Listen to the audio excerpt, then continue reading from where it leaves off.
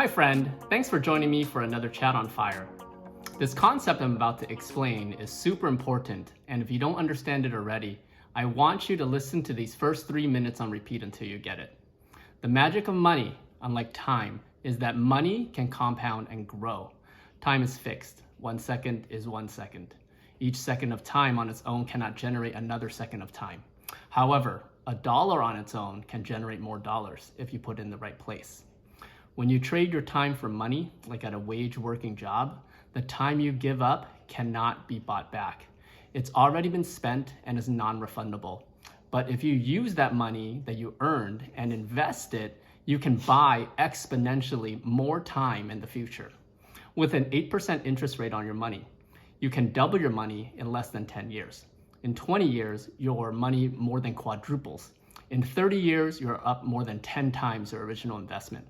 In 30 years, most folks, even with regular raises of 2% per year, will only be up about 80% from what the wage is today.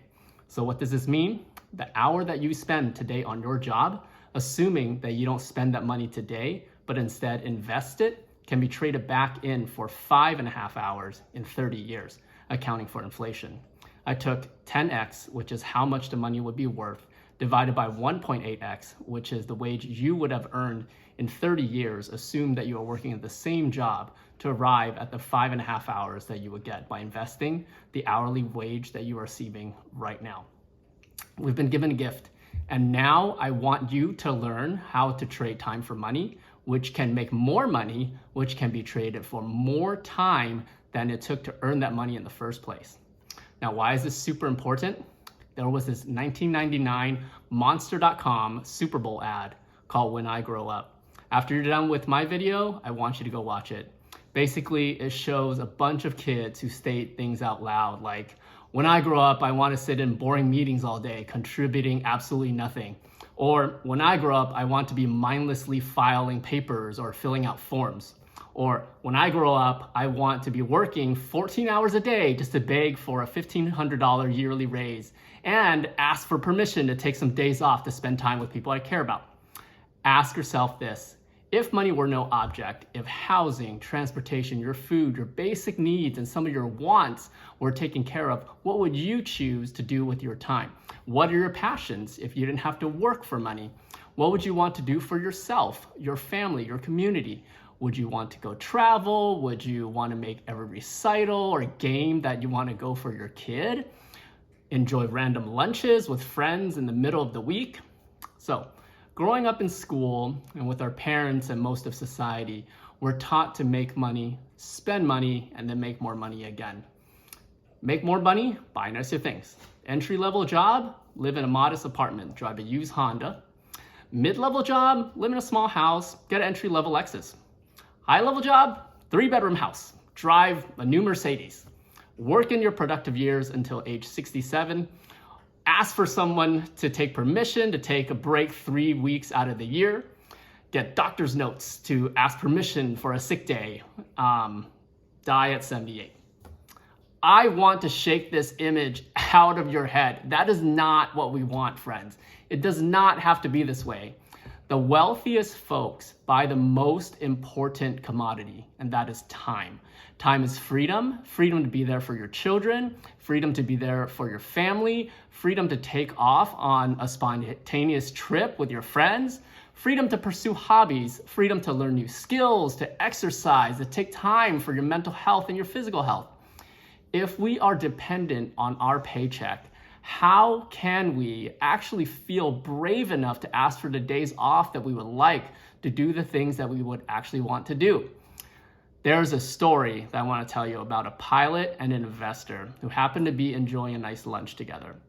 The pilot tells the investor that he is afraid of risking his hard-earned money in the stock market or going into a business providing affordable housing, also known as real estate investing. The investor, who also happens to be a W-2 wage earner, is fascinated by how someone who is so risk averse can simultaneously allow themselves to only depend on one risky source of income, their job. Imagine what would happen if the pilot becomes disabled. How can the pilot pay for food and housing then? The beauty of investing is that you can decrease your risk of relying solely on one source of income. You can still earn your wages at your regular job while also getting income from your investments, so that if one stream of income decreases, you still have other ways of living. Now, there is a trade-off, but realistically, the trade-off is relatively short-term. Now, I understand we all have necessities. The staples are food, shelter, and transportation. And that takes up definitely a certain amount of income, no doubt. What I am talking about are your wants. Do you spend money now on the things that you want, like a nice car, or purse, or toys, or luxury travel? Or are you willing to save at least some of that money and invest it so that you have the flexibility to work less in the future and do things that you're really passionate about? Like for me, I'm so grateful for my past self for putting the system in place now that I am saving and investing 50% of my gross pre-tax income. It didn't start out like this. When I was learning about the stock market as a newbie, I was making $50,000 a year as a resident physician.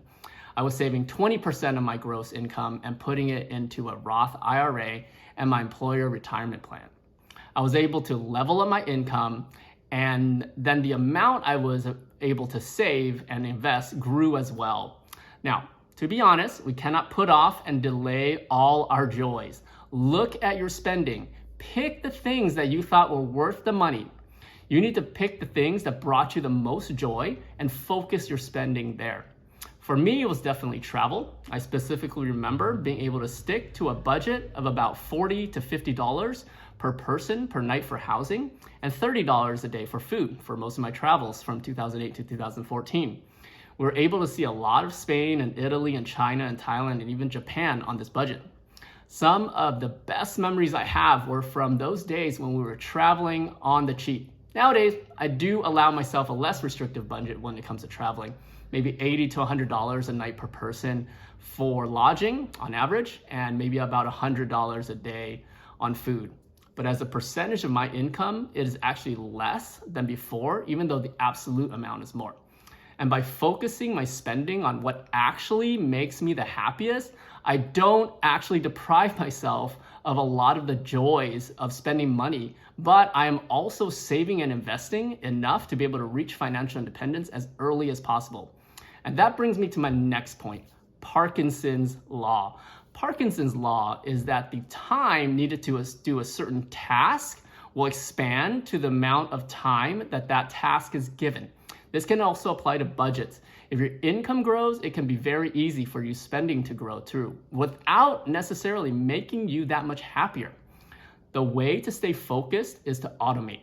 You need a system. For me, I automate my employer match. We have what is called a 457 plan. It's kind of like a 403b or 401k.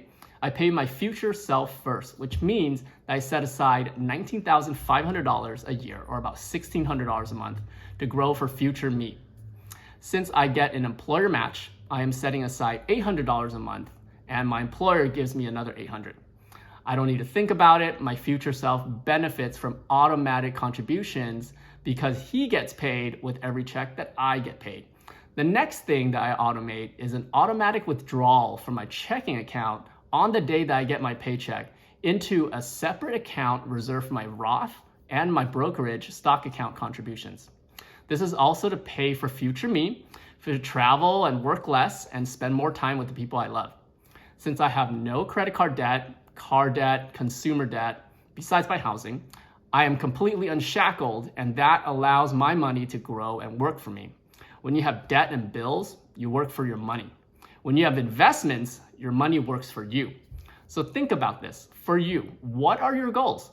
If you love your job and love working an amount that you are currently working right now and are completely fine with the risk of losing your job to shifts in this job market or incapacities to your own physical or mental health, and you're willing to work all your prime years and potentially miss out on fun things with friends and family outside of work, then maybe you don't feel the need to invest. But if you value something that can never be bought back, which is the passage of time, then FIRE might be for you.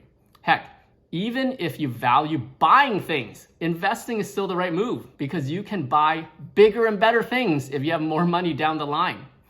One thing I hear all the time is that life is short, so we should just spend as if we will die tomorrow. And that may be a strategy that brings you happiness, and that's totally okay. But think about the trade-off. You're banking on living like this for the rest of your life, going to your job, away from your family and friends, trading time for things forever. If life is truly short, perhaps we should be focusing our efforts on how to maximize our short time here with family and friends, right? FIRE, or financial independence, recreational employment, is freedom. FIRE is happiness. FIRE is being able to provide yourself with a roof over your head, food to eat, transportation to places you need to go, while simultaneously doing things you absolutely, truly love. We can get there, my friends. We can still live and enjoy life right now and save and invest so that we don't have to work so much later. Just set a certain percentage to invest, whether that is 10 or 15 or 20, 25, 30%, whatever is comfortable for you, and focus the rest of your spending on things that actually make you happy.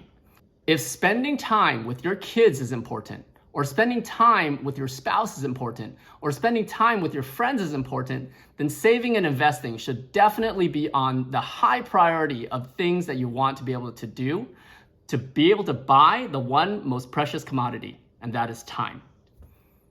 And that's all for today, my friends. Feel free to subscribe if you want to learn more. Share this video with a friend if you like today's episode. Happy investing, and let's get financially savvy together.